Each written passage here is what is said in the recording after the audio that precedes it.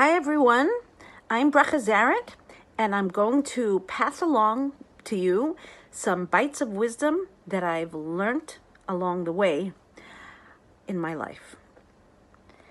Let's say it's your turn to cook dinner.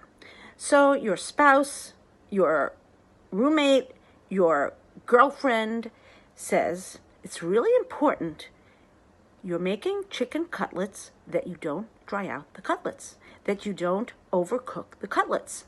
It really means a lot. I'm looking so forward to this dinner. And you know what happens? You burn the cutlets. You get distracted and you don't pay attention, and there are dry, not juicy cutlets. So your friend, husband, wife says, I can't believe you burnt the cutlets. I can't believe I asked you one thing and you can't do it. Or they might not say anything, but they will give you a look. You burnt the cutlets. That's what it says without saying anything. Or they'll give you a sigh. Either way, this is petty and doesn't make you feel good. So you have a few possible reactions. Number one, you could respond from your ego and you could say, you know what? Cook your own cutlets. Here I work hard, I shop, I buy the cutlets, and I made a mistake. And you fume and walk out of the room. Or you could react from your higher self and you can say, you know what?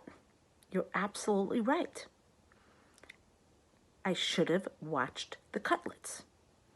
If you would say, you're being so petty. Do you know that? This is not the time or the place to tell me I shouldn't dry out the cutlets. I feel bad enough. The person will not turn around and say, you know what? Thank you for teaching me. It is petty. I shouldn't be petty. No, they will snap and you will snap and round we go. So the only thing to do to walk out of the boxing rink, which is a boxing rink of your creation, is to own it and say, I am sorry I dried out the cutlets. That's all. Maybe later your significant other will come over to you and say, you know, I was really being petty. I'm sorry. Maybe they won't. But your job is not to educate this person. You cannot educate anyone. You can, however, build yourself. You can have self-mastery and master your impulse to dish right back and to return an insult with an insult. But if you don't do this, you are a shining example of how gracious and ennobled a person can be.